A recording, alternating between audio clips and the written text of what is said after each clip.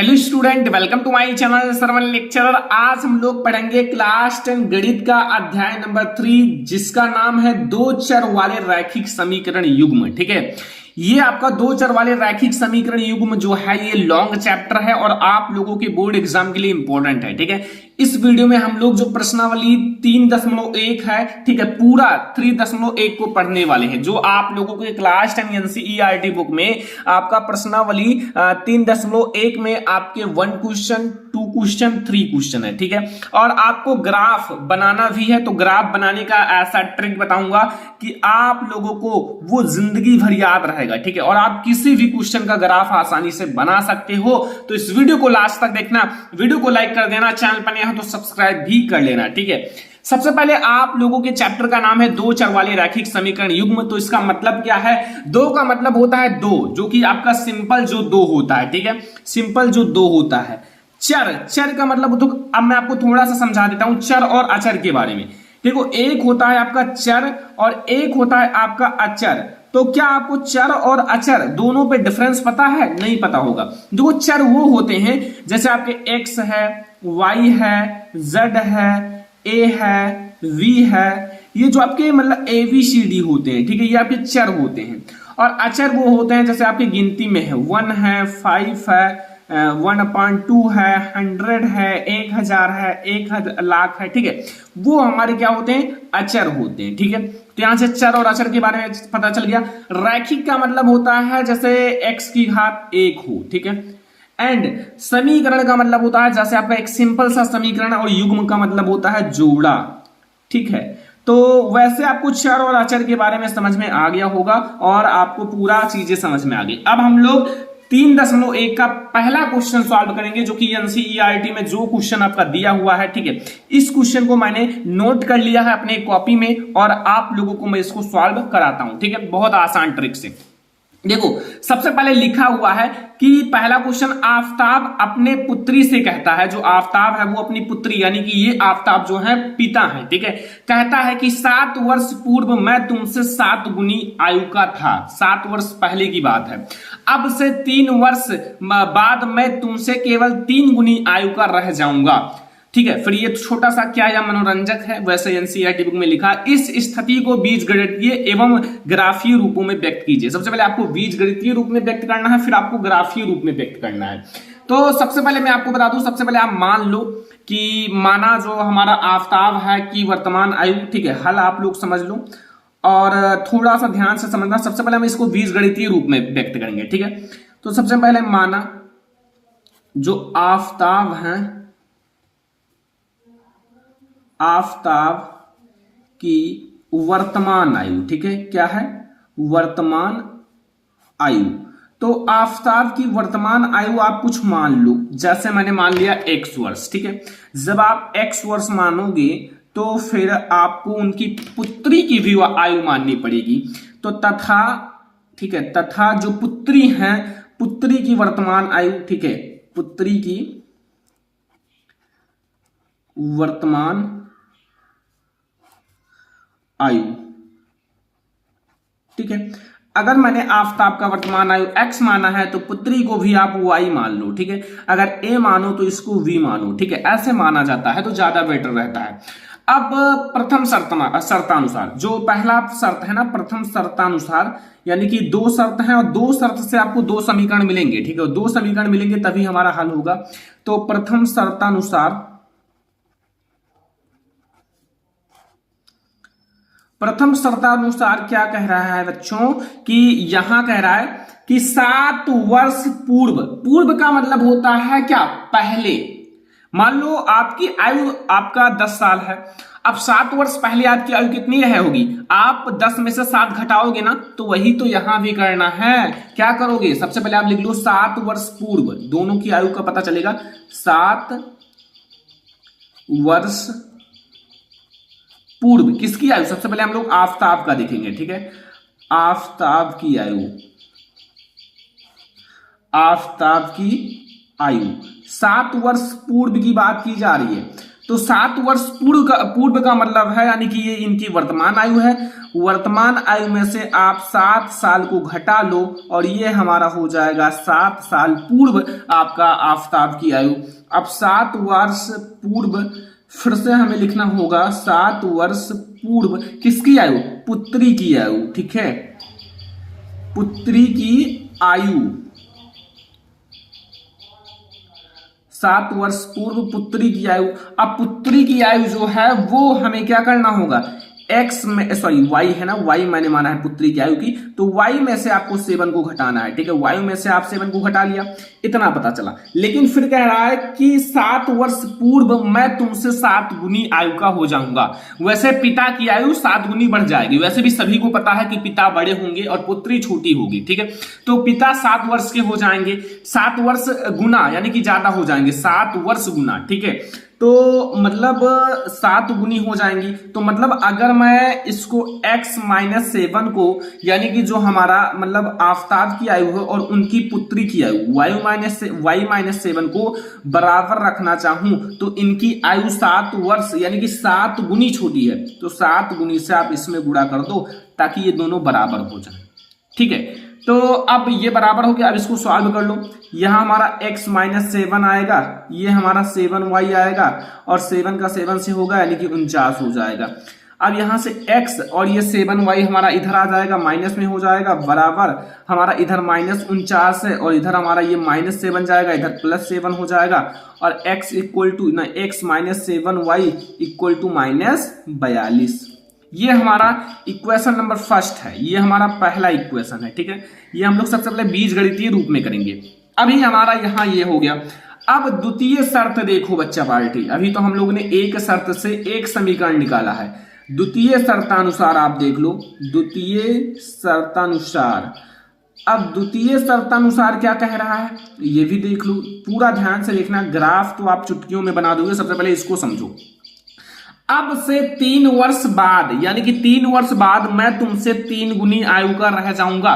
3 वर्ष बाद का मतलब होता है 3 वर्ष जुड़ना। ठीक है, 3 वर्ष बाद का मतलब क्या होता है? 3 वर्ष और जुड़ जाए। ठीक है, तो यहां मैं लिख देता हूं 3 वर्ष बाद की बात है। ठीक है, 3 वर्ष बाद यानी कि आपकी वर्तमान आयु में 3 वर्ष और जुड़ जाएगा। तो 3 वर्ष बाद आफताब की आयु, 3 वर्ष बाद आफताब की आयु कितनी हो जाएगी? x + 3 वर्ष हो जाएगा। कितना हो जाएगा? x + 3 वर्ष। तो ये हमारा हो गया। अब देखो 3 वर्ष बाद उनकी पुत्री की आयु, यानी कि यहां मैं डैश लगा सकता हूं या फिर मैं डैश नहीं लगाऊंगा, जैसा बोर्ड एग्जाम में लिखना है। 3 वर्ष बाद पुत्री की आयु, पुत्री की आयु। अगर 3 वर्ष बाद पुत्री की आयु देखा जाए तो वो हमारा y + 3 वर्ष हो जाएगा। ठीक है, अब वही बात है, इन दोनों को हमें बराबर करना है तो x + 3 और बराबर, ठीक है, y + 3, लेकिन इसको बराबर करने के लिए 3 गुना ज्यादा हो जाएंगे। देखो क्वेश्चन में क्या लिखा हुआ है कि आपका 3 वर्ष बाद मैं तुमसे केवल 3 गुना या 3 आपका केवल, ठीक है, यहां हम लोग 3 गुनी कर दो। ठीक है, 3 गुनी आयु का रह जाऊंगा। अगर ये 3 गुनी ज्यादा है तो इनको बराबर करने के लिए पुत्री में 3 से गुणा करना पड़ेगा। ठीक है, 3 से गुणा करने पड़ेगा या नहीं? अब इसको आप सॉल्व कर लो। यहां हमारा x + 3 है बराबर 3y एंड प्लस 3 3 9, यानी कि यहां हमारा x और ये -3y हो जाएगा। और इसको अगर मैं इधर ले आ जाऊंगा तो 9 में से 3 जाएगा तो आपका 6 बचेगा। बस इसको आप इक्वेशन नंबर 2 नाम दे दो। अब हमारा जो है ना, ध्यान से समझना, ये हमारा इक्वेशन है कि समीकरण नंबर 2, ये हमारा बीजगणितीय रूप हो चुका है। मतलब जो बीजगणितीय रूप हमें सवाल में दर्शाना था वो हो चुका है। अब हमें क्या करना है? अब हमें ग्राफीय दर्शाना है। ठीक है, ग्राफीय दर्शाने के लिए आपको मान लो कोई आपका ग्राफ है तो ग्राफ में 2 बिंदु होना जरूरी है, 2 बिंदु। ठीक है, तो इसके लिए हम लोग क्या करेंगे? हम लोग करेंगे क्या कि हम पहला क्वेश्चन लेंगे, जो हमारा पहला इक्वेशन है। पहला इक्वेशन हमारा क्या है? x - 7y इक्वल टू हमारा -42, ये हमारा पहला इक्वेशन है। और दूसरा हमारा इक्वेशन क्या है? दूसरा हमारा है x - 3y यानी कि x minus 3y equal to 6, ये हमारा दूसरा इक्वेशन है। ठीक है, अब आप लोगों को करना क्या है, एक कॉलम बनाना है। ठीक है, कॉलम कौन सा बनाना है, देखो आप लोगों को थोड़ा सा मैं समझाता हूं। ठीक है, एक कॉलम में क्या करना है कि आपको दो वैल्यू, x की दो वैल्यू रखना है। ठीक है, जैसे मान लो ये मैंने कॉलम बना दिया। ठीक है, दो, यानी कि आपको देखो, एक तो हमारा यहां x की वैल्यू रहेगा, एक हमारी y की वैल्यू रहेगी। ठीक है, अब समझो, मान लो मैंने x की वैल्यू 0 रख दिया। अगर मैंने यहां x की वैल्यू 0 रख दिया तो फिर यहां y की वैल्यू क्या मिलेगी, y की वैल्यू यानी कि x की वैल्यू अगर मैं 0 कर दूं तो ये 7 इससे जाएगा, भाग हो जाएगा, यानी कि 7 छक 42। अगर मैं y की वैल्यू 0, x की वैल्यू 0 रख दूं तो ये इससे जाएगा 7 छक 42, यानी कि हमारा 6 हो जाएगा, माइनस माइनस भी कट जाएगा। ठीक है, अब देखो इतना तो आपको समझ में आ गया।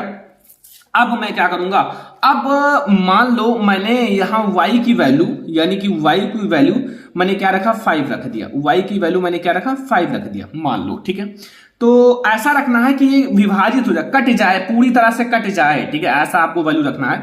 तो y की वैल्यू अगर मैंने 5 रखा तो x माइनस 7, y की वैल्यू मैंने 5 रख दिया, इक्वल टू माइनस 42।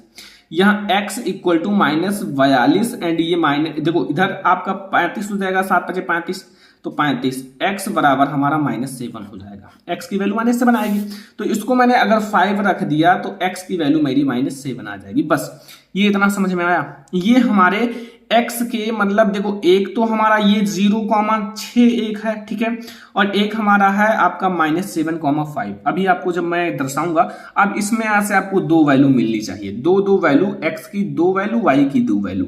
ये ध्यान रखना थोड़ा सा, क्योंकि ये ग्राफ के लिए इंपॉर्टेंट है। ठीक है, अब यहां वही चीजें थोड़ा सा मैं आपको दर्शाता हूं। मान लो मैंने x की वैल्यू 0 मान लिया, तो अगर मैंने x की वैल्यू 0 माना तो ये इधर जाएगा, तो ये आपका -6 से विभाजित होगा तो ये -2 हो जाएगा। ठीक है, अब मान लो मैंने y की वैल्यू 0 मान ली, तो y की वैल्यू अगर मैंने 0 मान ली तो 0 से 3 में मल्टीप्लाई होगा, कुछ नहीं होगा, तो यहां हमारा 6 बचेगा। बस इतना आपको समझ में आया। अगर इतना समझ में आ गया तो फिर अब आप लोगों के लिए क्वेश्चन बहुत ज्यादा आसान हो गया। अब हम लोग देखेंगे ग्राफ में, ये हम लोग देखेंगे ग्राफ। ठीक है, ग्राफ में अब मैं समझाऊंगा। ठीक है, ये आपका ग्राफ का पेज है जो कि आप लोगों को मार्केट में आसानी से मिल जाएगा। ठीक है, तो ग्राफ में आप कैसे समझोगे, ये आप लोगों के लिए इंपॉर्टेंट है। ठीक है, तो चलो मैं आपको समझाता हूं। देखो, मैं सबसे पहले क्या करूंगा, मैं स्केल की सहायता से लाइन खींचूंगा। ठीक है, आपको मतलब पेंसिल से खींचना है, लेकिन मैं इसमें पेन से खींचूंगा क्योंकि अच्छे से दिखाई दे। ठीक है, तो मैं लाइन खींच लेता हूं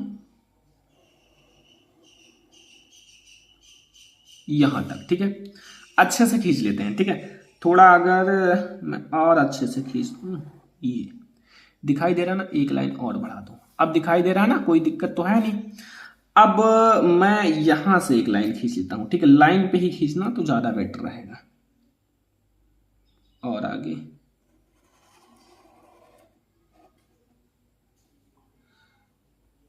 ठीक है, ये ग्राफ में ऐसा लाइन खींच लेना है।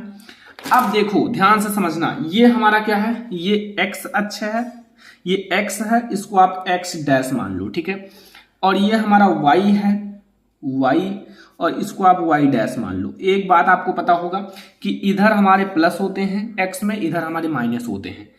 तो मैं क्या करूंगा कि आपको यहां मैं इसको ये याद रखना। ठीक है, ये चीज यहां हमें देखो, 7 से ज्यादा तो नहीं है ना, 7 से ज्यादा नहीं है ना, x चाहे y दोनों में देख लो, 5 है, इसमें 6 है। ठीक है, तो आप 8 तक ले जाओ। ठीक है, 2 का पहाड़ा पढ़ो, यानी कि दो का पहाड़ा ले जाना है। ठीक है, दो का टेबल, 2 दूनी 4, 2 3 6 एंड 2 चौक 8। ठीक है, एक एक कॉलम को 2 2 मान लो।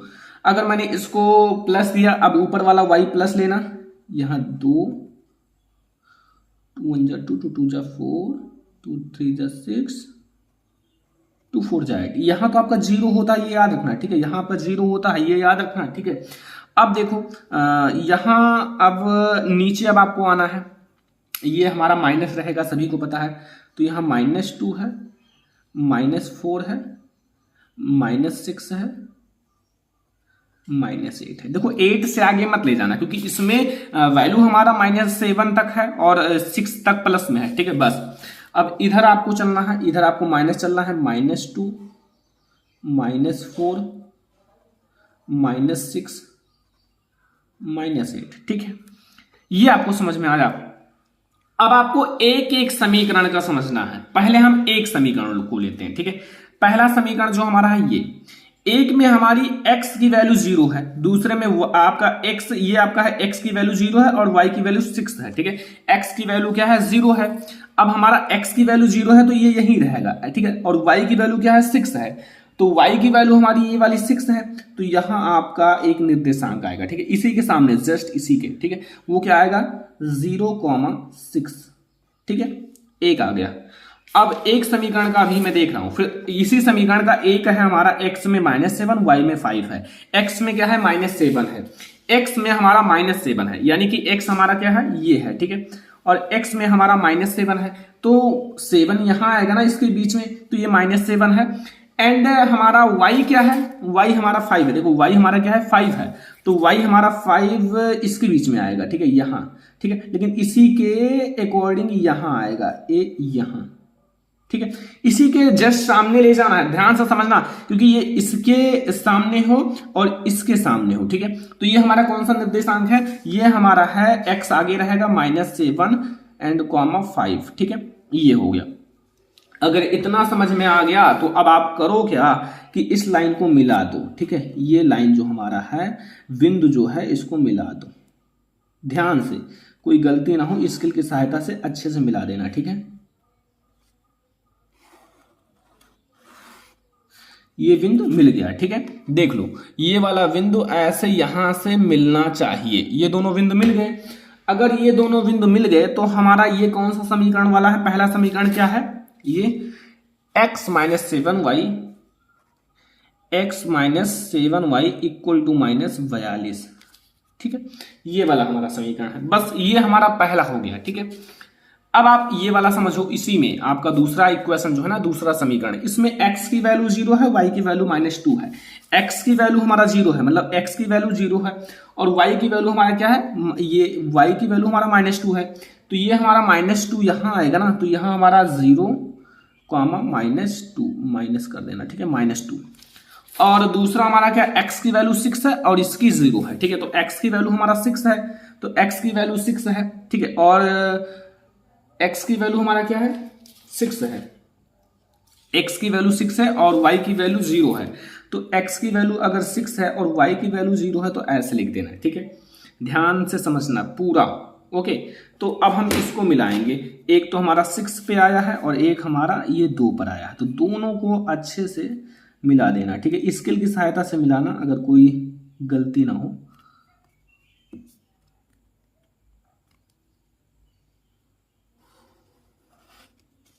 ये बस।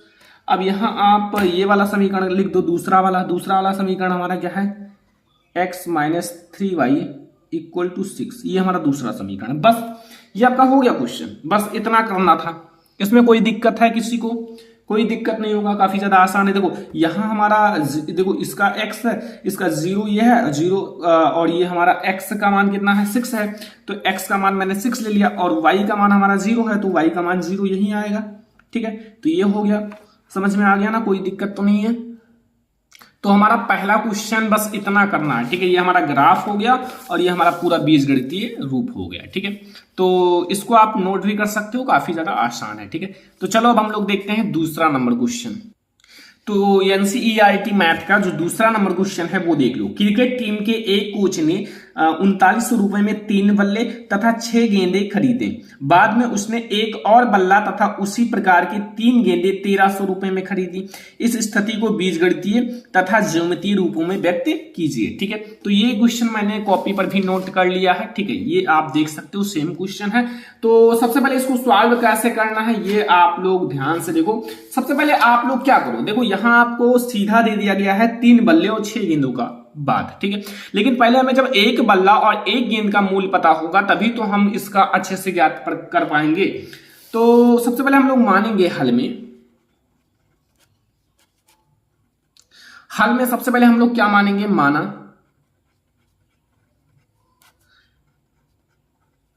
एक बल्ले की कीमत, एक बल्ले की कीमत को आप क्या मान लोगे? चलो बताओ, आप लोग क्या मान सकते हो? आप लोग मान लो x रुपए, कितना? x रुपया, ठीक है, x रुपया। और तथा एक गेंद की कीमत, अब हम लोग क्या मानेंगे? एक गेंद की कीमत, ठीक है, एक गेंद की कीमत हम लोग क्या मान लेंगे? एक गेंद की कीमत को आप y रुपया मान लो, ठीक है, क्या मान लो? y रुपया। तो आप एक गेंद और एक बल्ले की कीमत मान लिया, तो अकॉर्डिंग टू क्वेश्चन, यानी कि प्रथम शर्तानुसार, ठीक है, प्रथम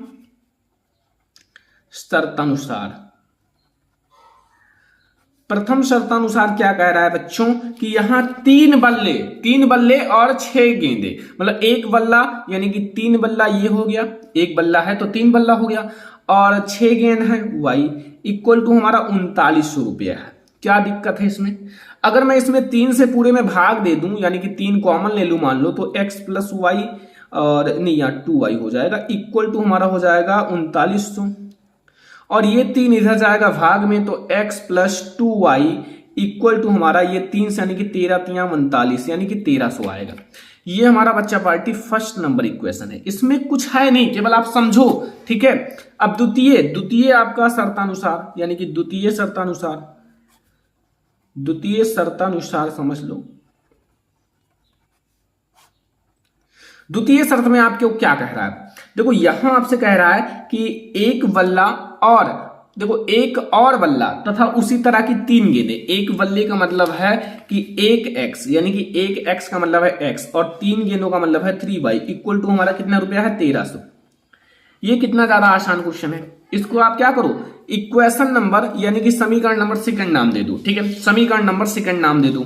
अब आपने इसको समीकरण नंबर सेकंड नाम दे दिया, तो मैंने अब ये आपका बीजगणितीय रूप हो गया, ये आपका बीजगणितीय रूप हो चुका है। अब हमें क्या करना है? ग्राफीय रूप दर्शाना है। तो ग्राफीय रूप दर्शाने के लिए आप x की वैल्यू रखो, y की वैल्यू, ठीक है, कॉलम में, और विभाजित करें। मान लो हमारा ये x plus 2y equal to 1300 है, ये हमारा क्या है? 1300 है ना, ये हमारा समीकरण नंबर फर्स्ट है, और समीकरण number second x plus 3y equal to 1300, और ये भी हमारा क्या है? समीकरण नंबर सेकंड है, ठीक है।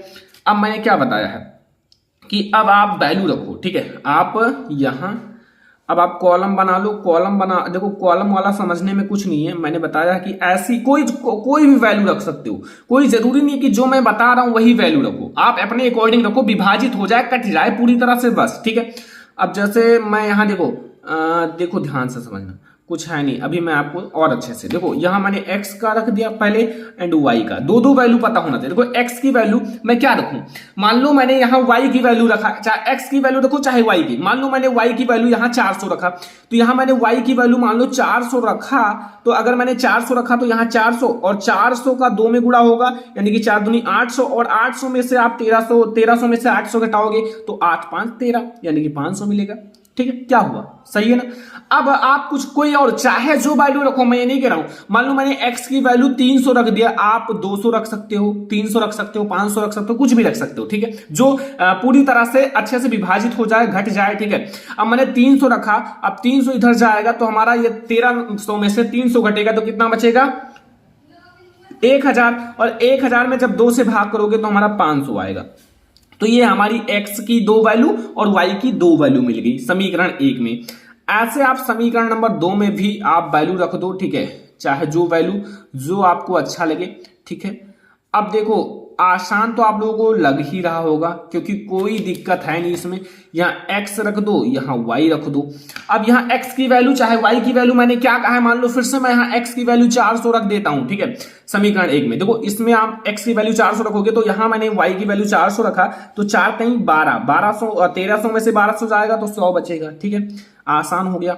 अब मान लो मैंने, और एक बात और है, चाहे आप x की वैल्यू 0 रख दो, चाहे आप y की वैल्यू 0 रख दो, कुछ भी रख सकते हो। मैं इसको थोड़ा सा सरल करने के लिए थोड़ी सी बड़ा चीजें रख रहा हूं। जैसे मैंने x की वैल्यू यहाँ 400 रख दिया, तो x की वैल्यू मैंने 400 रखा, तो इधर जाएगा तो 900 हो जाएगा, 3 से भाग होगा तो 3 3 900, यानी कि 300। यहां से हमें x और y की 2 वैल्यू मिल गई, ठीक है। अब आप लोग ग्राफ बनाना सीख ही गए होंगे, ग्राफ तो बना ही लोगे, वैसे मैं आपको बनवाऊंगा, लेकिन अगर आप लोगों को सीख गए हो तो बहुत अच्छी बात है। ठीक है, अब आप लोग ग्राफ को समझो।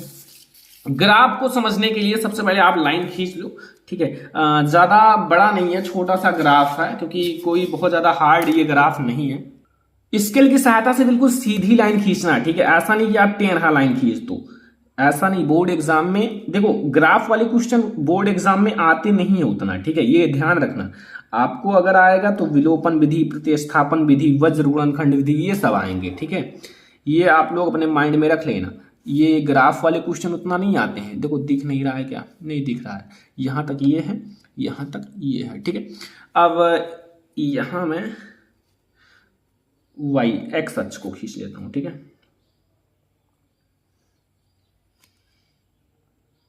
जहां तक दिखेगा वहीं तक चलूंगा। ठीक है, तो ये हमारा वाई अक्ष हो गया। अब इसको आप क्या नाम दोगे? इसको आप x dash and y dash. ठीक है, अब हम क्या करेंगे? अब हमारा देखो, अब आप लोग कहोगे सर इस ग्राफ में अगर हम दो दो की गिनती में रखेंगे तो 2, 4, 6, 8, 10, 12 ऐसे करके 500 तो बहुत लॉन्ग हो जाएगा। 500 आपका 500 से ऊपर नहीं है ना, 400 है, 500 है, 400, 300, यानी कि 500 तक हमें जाना है। तो स्टूडेंट ऐसा नहीं कि मैं 2 ही गिनती रख सकता हूं, नहीं, मैं 100 की गिनती से चलूंगा। देखो 100, ठीक है, 100 का, ठीक है, 100, 200, 300, 400, 500 तक चलू, इससे आगे है नहीं, तो मैं 500 तक ही चलूंगा। ठीक है, और यहां हमारा कितना है? यहां हम चलेंगे, पहले हम प्लस वाला चलते हैं। ये भी हमारा 100 ही चलेगा। 100, 200, 300, 400, अगर 500 कर दें तो अच्छा रहेगा। नहीं, हाँ 500 तक ले जाना होगा। ठीक है, नहीं वाई अक्ष में 500 नहीं है ना, 500 है, तो इसको हम 500 कर देते हैं। ठीक है, इसको मैं 5 बना देता हूँ, 500, और ये इसको मैं थोड़ा सा और बढ़ा लेता हूँ, यहाँ वाई लिख देता हूँ। ठीक है, 500। अब यहाँ हमारा माइनस में चलना है, तो -100 हो जाएगा, -200 हो जाएगा, -300 हो जाएगा, -400 हो जाएगा, और -500 हो जाएगा। इधर चलना है, इधर हमारा क्या चलना है? इधर आपका माइनस में चलना है एक्स अक्ष पर, तो -100 हो जाएगा, -200 हो जाएगा, -300 हो जाएगा, -400 हो जाएगा, -500 हो जाएगा। ठीक है, अब यहां तक तो कोई दिक्कत नहीं होगा डियर स्टूडेंट। अब आप लोग इसको लेकर चलना। ठीक है, एक वाला हमारा समीकरण जो है, ठीक है, यानी कि पहला समीकरण, यहां एक काम करो, इसको आप लिख भी सकते हो, ये चीज आप यहां लिख भी सकते हो। ठीक है, कोई दिक्कत नहीं, यहां बगल में लिख लोगे तो भी कोई दिक्कत नहीं है। ठीक है, तो पहला आप लोग पहला समीकरण देखो। पहले समीकरण में हमें x की जो है वो 500 है और y की वैल्यू यानी कि 400 है। तो x की वैल्यू 500 है और y की वैल्यू 400 है। तो क्या करेंगे? सबसे पहले हम लोग x जो है वो 500 है। ठीक है, x हमारा है वो यहां है। ठीक है, x हमारा 500 है और y हमारा 400 है। तो x हमारा 500 और y हमारा 400 है। तो अब आप लोग क्या करोगे? सबसे पहले x वाला जो आप लोगों का है वो देखो। तो x पे हमारा 500 ये है और y अक्ष पे 400 हमारा इसके यहां आता है। ठीक है, यहां आता है ना, x पे हमारा 500 ये है और y पे हमारा 400 कहां आता है? देख लो, उसी के जस्ट सामने होना चाहिए। यहां देखो ये 400। ठीक है, तो ये हमारा क्या हो जाएगा? ये हमारा हो जाएगा, x हमारा 500 है तो यहां आप 500 लिख दो x, और y हमारा 400 है तो इसको आप 400 लिख दो। ठीक है, कोई दिक्कत नहीं। ये हमारा पहला है। फिर आप लोग देखो यहां, फिर हमारा इसी समीकरण में एक है, x की वैल्यू है 300 और y की वैल्यू है 500। x की वैल्यू कितनी है? 300 और y की 500। तो x की जो हमारी वैल्यू है वो 300 है, यानी कि x की हमारी वैल्यू कितनी है? 300, और y की वैल्यू हमारी है 500। तो हमारा x वाला यानी कि 300 यहां है, इसी के जस्ट सामने चलो और 500 हमारा यहां है। ठीक है, 500 यहां है ना, तो हमारा x कितना है? x हमारा है 300 और y हमारा है 500। ठीक है, अब इसको आप रेखा को मिला दो। ठीक है, मिलाना है, ये ध्यान रखना। तो इसको आप मिला दो जैसा आपको दिख रहा है।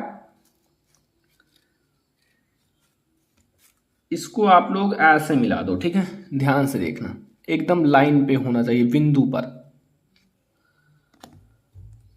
ठीक है। तो इसको आप ऐसे मिला देना, ठीक है। तो ऐसे आप मिला देना, ठीक है। ये हमारा है जो कि आपका 300 500 और ये हमारा 500 और 400 है, ठीक है। ये आप लोगों को समझ में आया। अब यहां आप समीकरण का नाम लिख देना, जो हमारा समीकरण है। पहला समीकरण क्या है? पहला समीकरण जो हमारा है वो x plus 3y equal to 1300, ठीक है, नहीं x प्लस 2y है, ठीक है, पहला है, वो हमारा दूसरा है x प्लस 2y बराबर 1300। तो यहां आप समीकरण का नाम लिख देना x plus 2y equal to 1300, ठीक है, लिख देना, कोई दिक्कत नहीं है, ठीक है, 1300। ये हमारा पहला हो गया। अब दूसरा समीकरण में आप देखना है, दूसरा समीकरण में x की वैल्यू 100 है और y की वैल्यू हमारा कितना है 400 है, ठीक है। x की वैल्यू 100 है और y की वैल्यू 400 है, ठीक है। तो x की वैल्यू हमारा 100 है, तो x हमारा यहाँ 100 हो गया और y की वैल्यू 400 है, तो यानी कि हमारा यहाँ होगा, ठीक है, x की वैल्यू 100 और y की वैल्यू 400, ठीक है। तो x की वैल्यू हमारा यहाँ 100 हो गया और y की वैल्यू 400, ठीक है। या x की वैल्यू हमारा 100 है और y की वैल्यू 400, ठीक है। एक तो हमारा ये है। दूसरा देखो, x की वैल्यू 400 है और y की वैल्यू 300, यानी कि x की वैल्यू हमारा है 400, ये x की वैल्यू 400 और y की वैल्यू 300, ये हमारा 400 x की वैल्यू और 300 y की वैल्यू, ठीक है। बस इसी को मिला दो, आपका हो जाएगा क्वेश्चन यहां, ठीक है। तो केवल आप लोग ध्यान से, ग्राफ में कुछ है नहीं, वो तो आप लोगों को समझ में आ ही गया होगा कि आप लोगों को सरल ही लग रहा होगा, बस हो गया। तो ये हमारा हो गया। और समीकरण का नाम लिख दो। समीकरण हमारा दूसरा कौन सा है? दूसरा समीकरण देख लो यहाँ, x plus 3y equal to 1300, x plus 3y equal to 1300। तो यहाँ आप कहीं भी लिख दो, मान लो मैंने नीचे लिख दिया x plus 3y equal to 1300 और इसको मैंने ऐसे तीर लगा दिया कि यही है, ठीक है, बस हो गया। तो ये दूसरा नंबर ग्राफ है जो कि आप लोगों को बहुत अच्छे से समझ में आ गया होगा और ये हमारा दूसरा नंबर क्वेश्चन है। अब यहां से अब आप लोगों को ग्राफ में कोई दिक्कत नहीं होगा, ठीक है। अब आप लोगों का ये देखो प्रश्नावली 3.1 यानी कि 3.1 में तीसरा क्वेश्चन देखो, 2 किलो सेब और 1 किलो अंगूर का मूल्य किसी दिन 160 था। एक महीने बाद 4 किलो सेब और 2 किलो अंगूर का दाम 300 रुपया हो जाता है। इस स्थिति को बीजगणितीय तथा ज्योमेत्रीय रूप में व्यक्त कीजिए। देखो मैंने आपको एक क्वेश्चन ये और एक क्वेश्चन ये, जस्ट ऐसा ही ये भी क्वेश्चन है, ठीक है। तो ये आप लोगों का HW है, मतलब HW आप लोग देखो, मैं सारा क्वेश्चन इतने अच्छे से 2 क्वेश्चन कराया। अब ये HW आप लोग घर पर करना, ठीक है, घर पर करना, ओके। ऐसा नहीं कि आप बैठे रहो, मैं करा रहा हूं तो आप लोग केवल नोट कर रहे हो, नहीं। अब ये 2 क्वेश्चन मैंने बता दिया, कोशिश करना ऐसे ही करने का, ठीक है, ये भी आपका लग जाएगा। तो ये हमारा HW है, आप लोग घर पर जरूर करना आज, ठीक है। आपको डेली HW भी दिया जाएगा। एंड अब आप लोग इसको सॉल्व करना, अगर नहीं सॉल्व कर पाओगे तो कमेंट करना, लेकिन सॉल्व करने की कोशिश करना, क्योंकि मैंने 2 क्वेश्चन समझा दिया, आप जस्ट ऐसा ही ये भी है, ठीक है। तो सबसे पहले आप लोग बीजगणितीय रूप में बदल लेना, फिर आप लोग ज्योमेत्रीय रूप आपका, फिर आप अच्छे से इसमें जो आपका ग्राफ है उसमें खींच लेना। ग्राफ आपको मार्केट में आसानी से मिल जाएगा। तो ये है हमारा क्लास 10 2 चर वाले रैखिक समीकरण युग्म का प्रश्नावली 3.1। ये ध्यान रखना कि ये बोर्ड एग्जाम में आता नहीं है, ठीक है। आपके लिए जो इंपॉर्टेंट है वो प्रश्नावली आपका 3.3 से स्टार्ट होगा, लेकिन ये भी आप लोगों को मैं लगवाऊंगा एक वीडियो में। तो इस वीडियो को लाइक करना, शेयर करना अपने फ्रेंड्स के साथ, चैनल पर नहीं आया तो सब्सक्राइब भी कर लेना। हम लोग मिलेंगे नेक्स्ट इंपॉर्टेंट वीडियो में चैप्टर 3 के एक्सरसाइज 3.2 यानी कि प्रश्नावली 3.2 के साथ। तब तक के लिए धन्यवाद।